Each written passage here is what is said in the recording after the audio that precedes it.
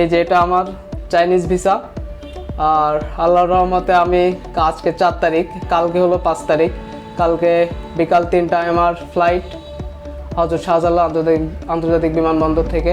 Study ওয়ার্ল্ডের service মন মানসিকতাগুলো অনেক ভালো, ইভেন সব কিছু ভালো। অনেক চেষ্টা করে একটা স্টুডেন্টের জন্য যাতে ফুলফিল স্কলারশিপ বা যে কোনো ধরনের স্কলারশিপ কোনো স্টুডেন্টের মিস না হয়, সেজন্য স্টাডি ওয়ার্ল্ড অনেক হেল্পফুল। আমার নাম মোহাম্মদ সেলিম হোসেন। আমার জেলা হলো সাতক্ষীরা জেলা। আমি শেখ আমানুল্লাহ ডিগ্রি কলেজ থেকে এইচএসসি কমপ্লিট করছি। আমার এইচএসসির রেজাল্ট ছিল 4.25। আমি যখন এইচএসসি কমপ্লিট করি তখন আমার একটা লক্ষ্য ছিল যে বাংলাদেশের কোনো ভালো একটা পাবলিক ভার্সিটিতে আমার অ্যাডমিশন হওয়ার। সো আমি তার পাশাপাশি বিদেশে ভালো কোনো ভার্সিটিতে অ্যাডমিশন দেওয়ার চেষ্টা করি।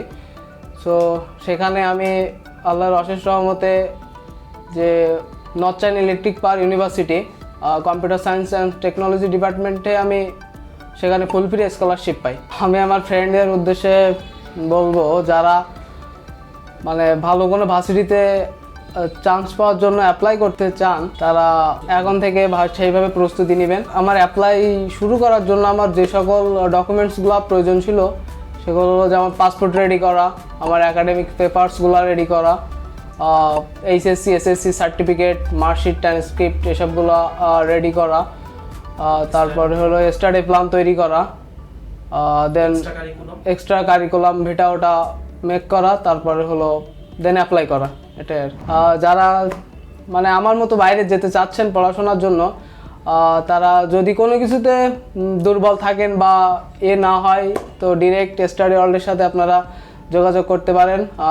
এনারা অনেক হেল্পফুল। আশা করি আপনাদের লাইফেও এমন কোনো শুভ দিন আসবে, এটাই আর কি। এই যে এটা আমার চাইনিজ ভিসা। আর আল্লাহর রহমতে আমি আজকে 4 তারিখ, কালকে হলো 5 তারিখ। কালকে বিকাল 3টায় আমার ফ্লাইট হযরত শাহজালাল আন্তর্জাতিক বিমানবন্দর থেকে।